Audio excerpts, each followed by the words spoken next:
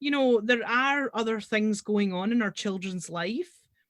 And I think these things all help keep things kind of secure for a child, and loved and comforted. And as long as my kids are well fed, they've got clothes, they have a decent life, but they have structure and discipline too. Really, I don't think you could ask for anything more. But I would also say it's not perfect, and I would say there's some shouting and screaming, but it's not often, let's just say. So everything's balance, you know. Yeah, absolutely. And I think you're right. It doesn't have to be perfect all the time, but for some reason, I think a lot of us have it in our head that if things aren't perfect, it's our fault, or we're not doing enough of this, or we're not. But the reality of it is, I mean, if you think your child's basic needs are being met, they're happy, you're managing to stay on top of all the things that are important to you. It doesn't have to be perfect. It just has to kind of work. And I don't know why it's so hard. I would give that advice to anyone else. If any of my clients or friends or other, women I know who, whether they're professional or run a business, if anybody brought this stuff up to me about feeling guilty, I would be the first one to say, you have no reason to feel guilty. Like, you're doing great. You're covering everything. And what you just said there, like, it shouldn't all be on the mum.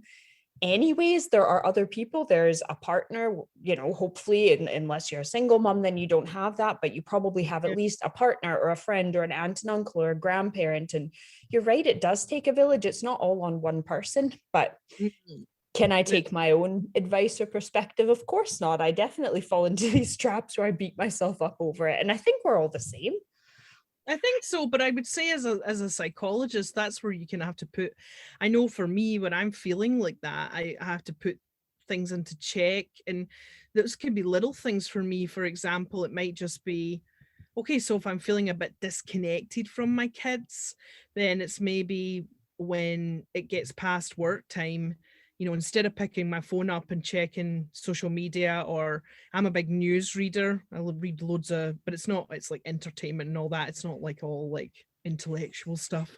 But it literally, I have to put the phone down and go, okay, if you are really feeling like you're a bit disconnected from the people you love, then maybe it's just about spending a bit of time with them. So I definitely can't speak for others, but I know for myself, it's just that, put the phone down, put it away. You can go back to that later on, or you know what I mean, when the kids are in bed, and it's just like having a laugh with them and playing around with them, reading a wee book. Even if it's 5-10 minutes, you do it, and then you go back to your phone, fine. But I think it's that balance of it all. And that's what I've been found, it really helps me out as well. And then just remembering the bigger picture, that you're not their be all and end all. They're not. Do you know what I mean? Like, I just don't think that's the case. There's so many people that add to their life. No, you're right. And I think what you said is really true, because I feel that a lot. I think when I start to feel the most guilty in terms of like the motherhood thing, it tends to be because I feel like I'm not present. So even if I'm sitting in the room, I'm thinking about work, or as you say, I'm checking my phone, or I'm on the computer doing some editing. And that's when I start to feel guilty. And if I do make a point of, on a day off, staying off social media or putting my phone in another room, or like you say, sometimes even if it's only 10 or 15 minutes where it's just full undivided attention, you do feel so much better. But we're all so easily distracted all the time. And I think it's actually really hard to give someone your full attention. Yeah, my husband complains about it. If you wanted me to be honest, he'll say to me too, he's like, could you just put that down? Like, just the very fact that, and I'll be like, well, we're watching a TV show. And he's like, yeah, but you're on your phone the same time you're watching a TV show. Like, can you just put it down and actually put your focus on the show? Because he'll maybe say to me, did you see that? And I'll be like, yeah. Like, because I'm half reading an article, and it's, and a lot of times for me, it's work stuff, or I'm reading something about the business, or I'm trying to follow something up, because I also teach. On top of all this, I teach once a month. And so a lot of time I'm researching, getting ready to teach when I teach my, once a month. So yeah, it's just, it's a balance. It's a balancing game. And you don't always get the correct, I shouldn't speak for everybody. I don't always get the right balance. I'm the same. And I think I've gotten better at it as Charlotte's gotten older, because I've kind of tried different things, and I've learned that if I work too much, or if I have too much sort of mum time, it doesn't work. There's like a kind of, it's what you're saying, it's finding a balance. But then I think the balance can also change depending on like where you are in your business journey. As your business grows, then it kind of requires more attention. Yeah. And then obviously with children, it's different as well. Because I mean, now like Charlie's 4, so same age as your twins, she's a little bit more independent. She doesn't need quite as much hands-on. It's okay if I need to leave her playing with whatever she's playing with and answer any emails for 20 minutes. It's different. Whereas when she was little and it was way more hands-on, it was very much, there had to be separate work and Yes. mum time. So Yeah. I think that's the thing a lot of people find challenging as well, is it's not just finding that balance once, but it's constantly adjusting it and figuring out how to do that. Yeah, absolutely. And it's also, you know, I remember being fed it a lot when I was younger, or just reading about it, the whole kind of having it all aspect of your, and I still really battle with that, because if you'd have asked me if I could have had it all before I became a parent and a wife, I would have probably have said to you, absolutely, I can do it all. But I've got to be honest and say that something has to give. There's something, you can never have a perfect is a crappy word anyway, nothing's perfect, but you can never have, I don't, in my experience, I can't have it all. I can have it all, but something gives. Something is not working, something isn't getting the attention that it perhaps needs, even though there's so many different aspects to my life. But you know, if that makes sense to you. Absolutely. So, I feel the same. I feel like, and a lot of times it ends up, well, for me anyways, it ends up almost being like my relationship with my husband, because Charlie needs attention and the business needs attention, because if I let the business slide, that's it. I mean, it's only me. So, and then that's what happens. And it's like, we have no time together. And I realize, oh, we only, we're not even talking, because I'm busy working till all hours of the night. And then maybe we say we'll sit down and watch a show or a movie together. But like you say, we're both on our phones. He's on Twitter because he also really loves to stay on top of all the news and the sports stuff. I'm on Instagram trying to engage with social media. And often that is the thing that slips. And I think it's really hard to, as you say, you can't stay on top of everything 110% all the time. You're only one human being. You only have so many hours in a day. It's so interesting you say that too about your relationship, because I can relate to that so well. And we haven't, I mean, in the grander scheme of things, Stephen and I have probably put in about 25 years with each other with what we've done so far, as opposed to the fact that really we've only been together 6, married 3 of that. So we're pretty newly in this, but I definitely think that our relationship is on the bottom of the ladder with regards to, there's nothing wrong with our relation. Well, I'm sure some people could argue with that. There's nothing horribly wrong with it. It could always do with tweaks to get better, I suppose, like anything, but it's definitely the one that sits at the bottom that doesn't get the most attention. And I know for a fact he would like it to get more attention. So it's interesting, but I don't know what you're like, but I know as a mother and a wife, and then trying to roll this business forward, because it's snail pace at the moment, has been for a while now, because it takes ages to build anything like that. And then also working full time, he is definitely, our loving relationship is just, it's there, but it's not getting any attention, certainly.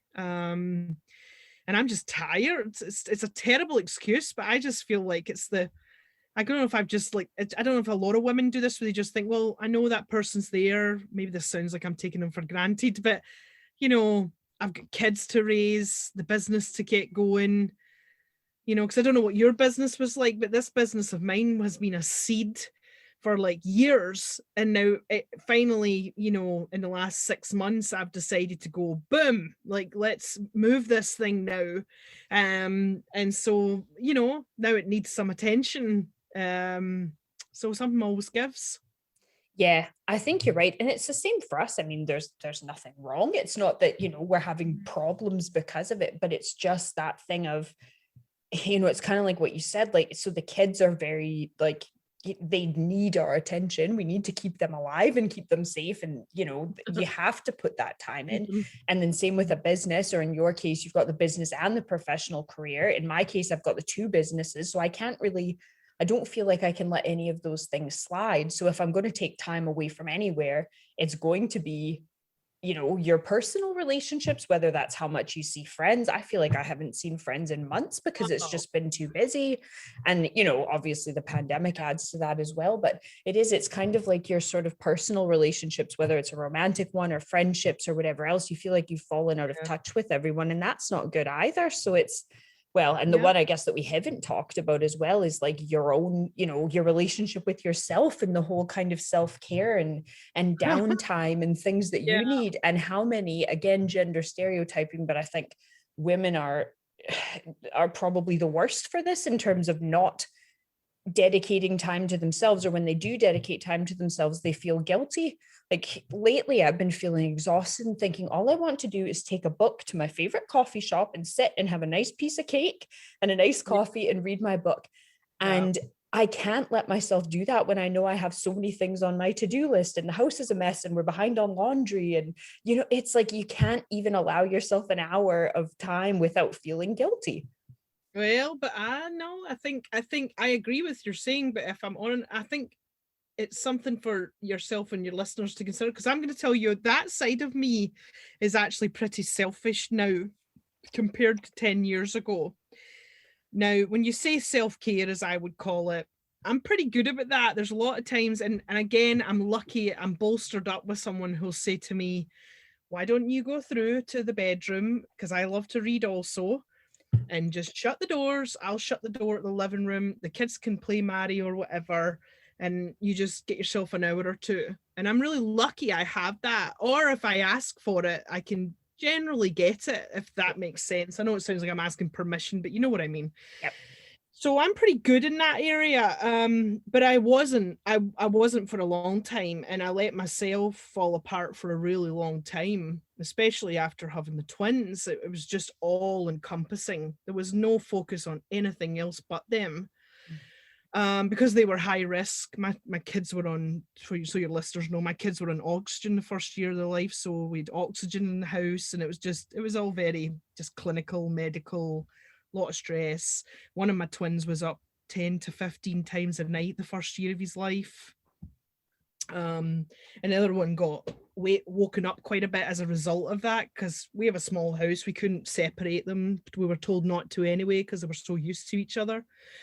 So I think I can't say enough about we say being selfish, but it's actually not being selfish. It's actually good self-care, because the more you look after yourself, the better you are as a wife and a mother and a friend to people.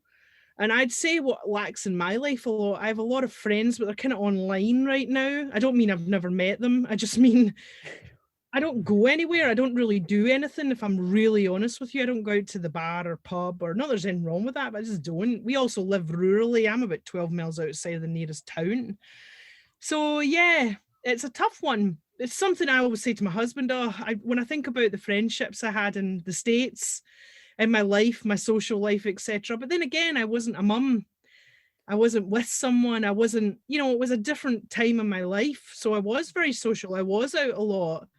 And I don't really know if I miss that a lot, because I like my own company as well. And I don't really like to be in big groups and then two either. So I don't know if that's just age or whatever you want to call it. But yeah, it's a tough one. There's no right answer to it at all. I think it's just, if I could encourage anything, I would say that giving yourself even 20 minutes a day, even just to take a hot shower, especially as a new mum. If I looking back now, when I'd had the twins, like I had to, like, I remember my sister saying to me, like, this sounds like I'm disgusting here, but I remember her saying to me, like, you just need to go take a shower, like, stop, it's okay, and like, have you had a cup of tea? Have you had something to eat? Because it was all encompassing with the kids, and it gets like that. That is very much a new mum thing. And especially if you had, well, you had twins, and then if you have the added complication of some health issues with that as well, I can imagine that would be just consuming. But I think what you said is so